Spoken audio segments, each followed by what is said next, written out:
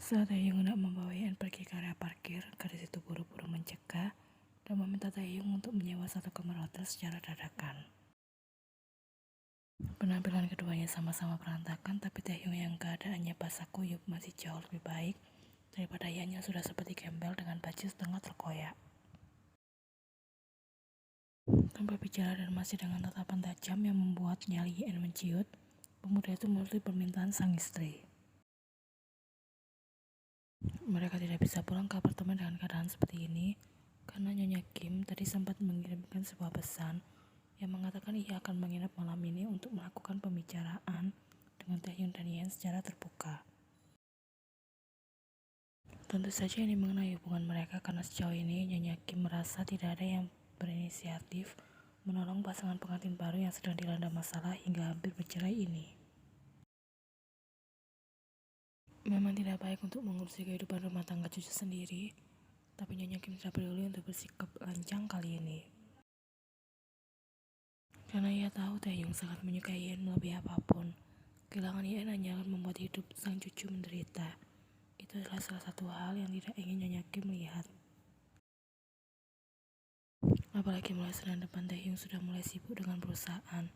Sudah bisa dipastikan hubungan keduanya akan semakin merenggang jika hanya dibiarkan begitu saja. Aku pikir kita sudah saling mempercayai satu sama lain sebagai pasangan. Tapi ternyata aku masih memiliki keinginan untuk kembali pada Hoseok, gumam Taehyung kecewa. Pemuda itu bahkan tak ingin menatap kedua mata sang istri terlalu lama, lebih memilih untuk segera berpaling dari Yeon yang berdiri di dekat ranjang.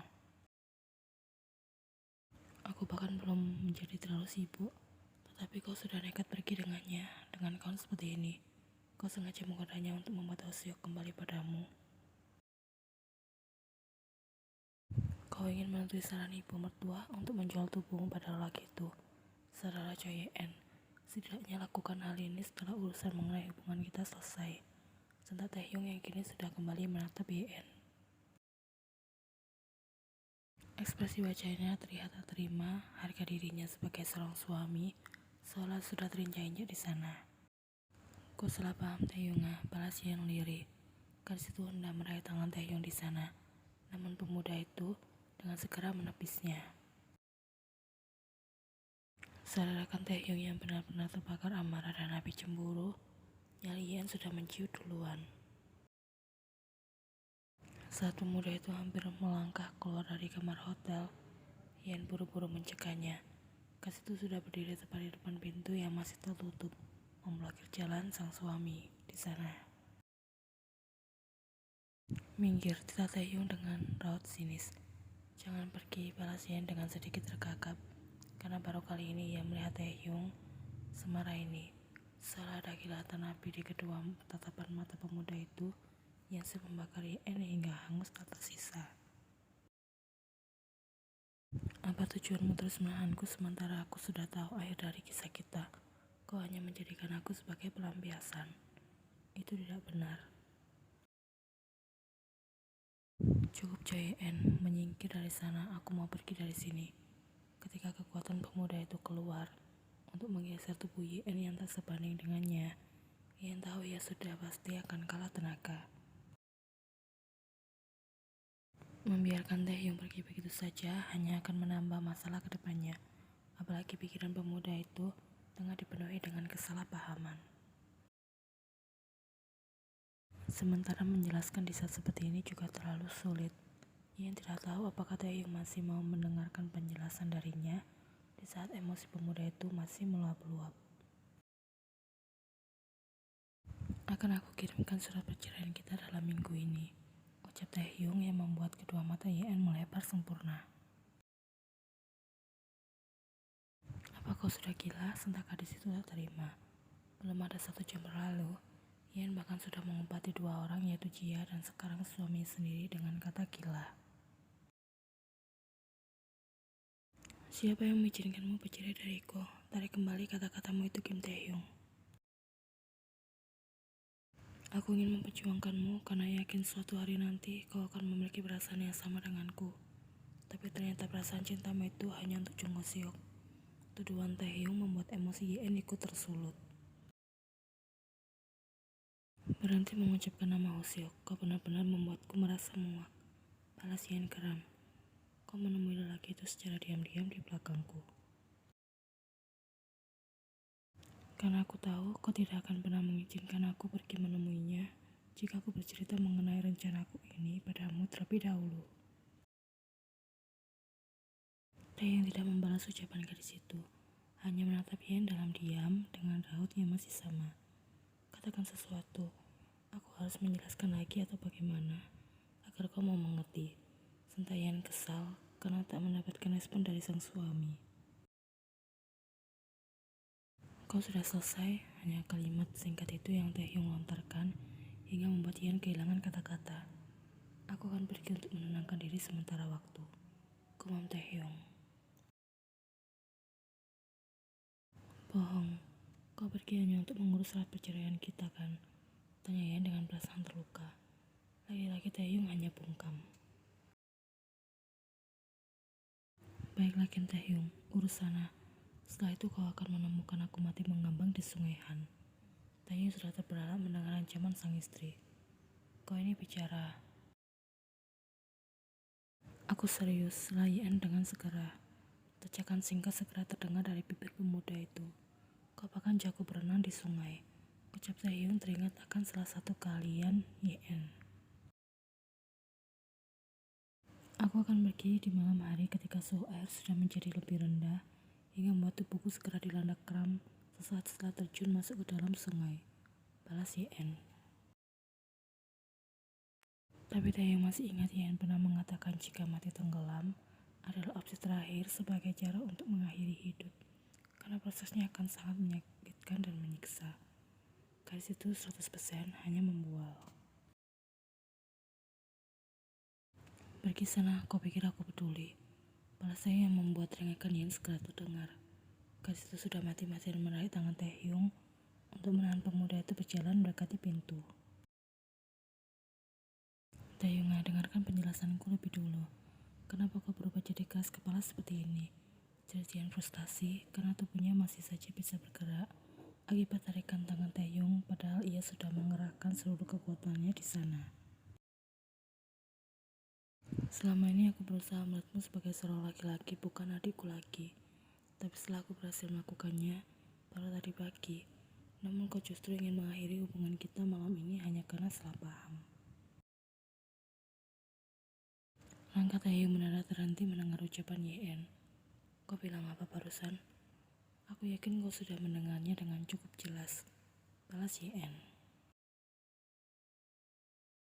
Melihat Taehyung yang sudah mulai bisa diajak bicara, gadis itu menggandeng tangan sang suami untuk berjalan menjauh dari pintu. Mereka kemudian duduk bersama di tepi ranjang hotel. Taehyung, Uni selalu mengatakan agar aku tak menjilat ludahku sendiri, karena selama ini aku selalu menempati hal yang sudah aku janjikan. Aku sudah berkata akan menceraikanmu, bukan hanya pada Uni, melainkan juga pada keluarga besar kita. Mereka semua sudah mengetahuinya, gumam Yen. Tapi Taehyung, bolehkah kali ini aku melakukannya? Menjilat kembali ludahku sendiri. Pikiran mengenai perceraian sudah tak pernah lagi terlintas di kepalaku. Aku hanya ingin hidup berdua denganmu dalam waktu yang lama, menjalani kehidupan rumah tangga ini seperti pasangan normal pada umumnya. Taehyung cukup terkejut mendengar pengakuan Yen. Apa itu artinya perjuangan pemuda itu telah berakhir? Belum selesai dengan rasa terkejutnya, Yen yang tiba-tiba mendekat dan menyerang lebih dahulu. Taehyung di sana membuat pemuda itu menjadi lebih terkejut lagi. Namun pada akhirnya pemuda itu bisa mengimbangi fase yang dimulai dari sang istri. Masih dengan yang masih terpaut, Taehyung semakin mengikis jarak di antara mereka dengan menarik pinggang Yen dan membuat gadis itu kini sudah berada di pangkuannya. Masih dengan nafas terengah setelah itu berakhir, suhu tubuh Yen terasa meningkat secara drastis ketika basah Taehyung mulai menyerang daerah leher gadis itu, kemudian turun ke pundak sempitnya yang telah terekspos dengan jelas akibat dari gaunnya yang terkoyak. Penampilan berantakan Yen dengan gaun yang sudah sangat turun hingga memperlihatkan dengan warna yang senada dengan gaun yang gadis itu kenakan semakin membakar. Apalagi Yen tak hanya tinggal diam di sana. Lirih dari gadis itu seperti sebuah ajakan bagi Taehyung untuk melakukan hal lebih. Terlebih saat jemari lantai Yen ikut bergerak membelai milik Taehyung di bawah sana, menimbulkan arangan penuh yang membuat pemuda itu tak tahan untuk menjatuhkan tubuh istrinya di atas permukaan ranjang yang akan mengunci tubuh itu di sana.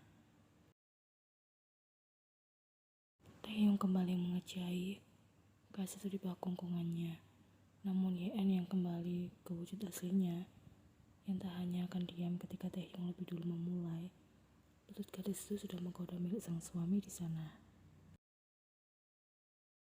Sabar sebentar Yen. Taehyung kewalahan. Berhentilah sampai di sini jika kau masih ada pikiran mengenai aku yang ingin kembali pada Hoseok. Gadis itu membuat sebuah pilihan hingga menimbulkan ekspresi protes pada raut Taehyung. Kau mengenakan gaun ini khusus untuk bertemu dengan dia kan? Tanya Taehyung yang segera dibalas dengan anggukan oleh Yen. Namun setelah terkoyak, gaun ini menjadi khusus untukku. Lanjut Taehyung. Kau benar Taehyung, balas Yen yang bahkan tak berkutik ketika Taehyung mulai menurunkan tali gaun yang masih utuh di sana, membawanya menyusuri lengan kurus Yen. Ringan itu kembali Taehyung layangkan di perpotongan leher dan pundak Yen, yang kemudian intensitasnya menjadi lebih lama dan dalam hingga menimbulkan bekas kemerahan di sana. Tak lagi tinggal diam saat Taehyung hampir berhasil menanggalkan gaun itu dari tubuhnya. Yen bergerak untuk melepas baju yang suaminya kenakan dan berhasil menuju resleting celana Taehyung di sana. Silakan sentuh tubuhku. Kemudian dia sekali dengarkan penjelasanku mengenai kejadian malam ini. Ucap Yen sebelum membiarkan Taehyung menarik pengait yang Yen kenakan.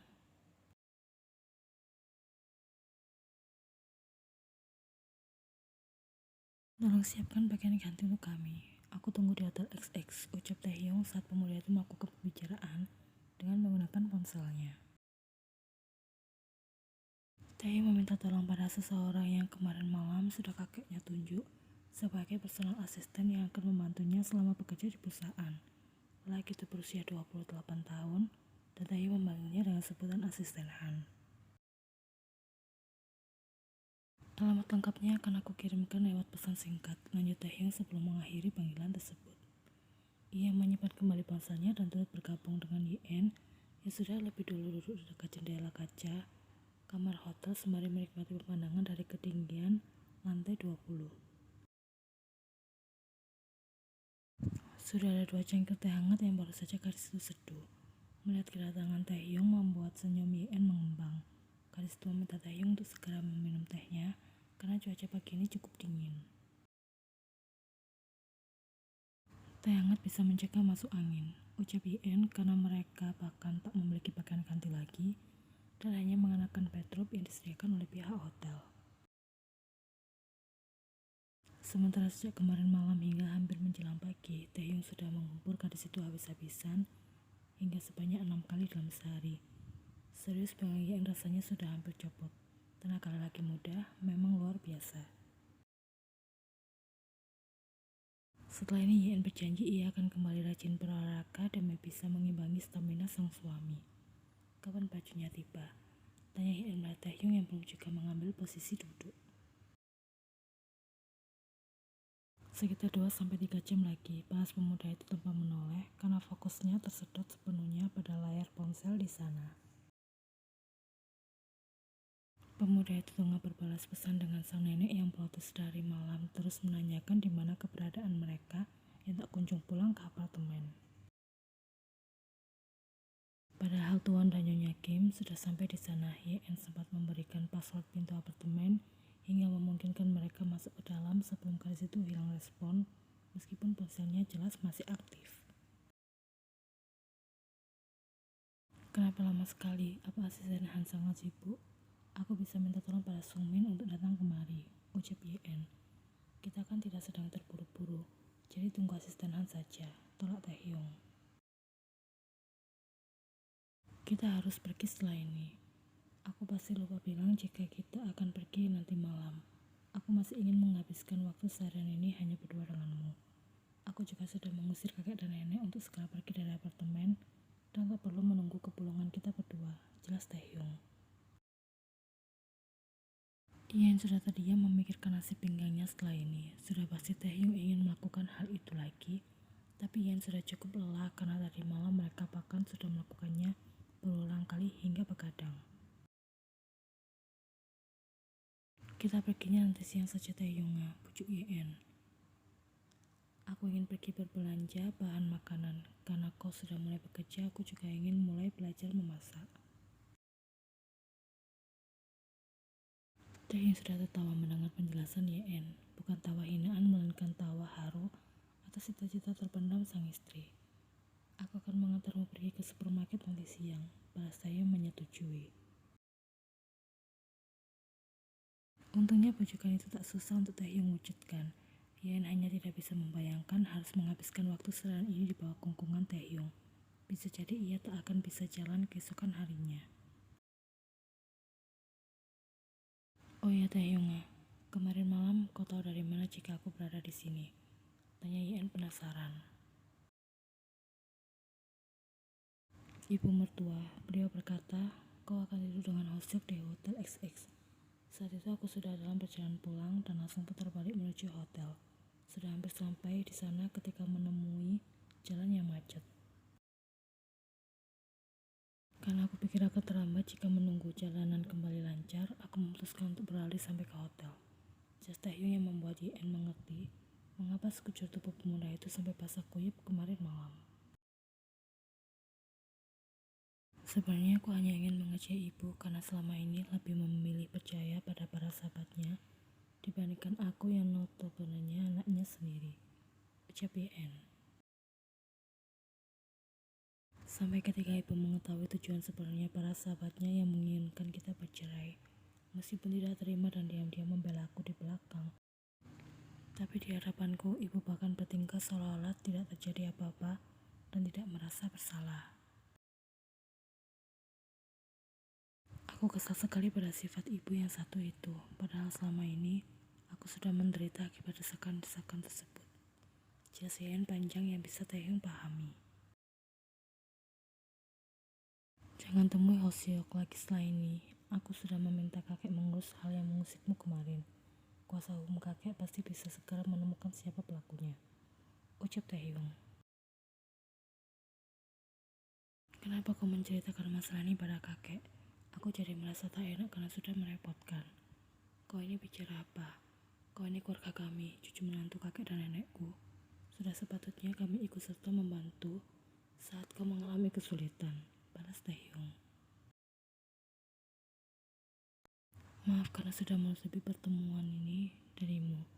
Aku juga tidak menyangka pada akhirnya bisa bertemu dengan Hoseok lagi.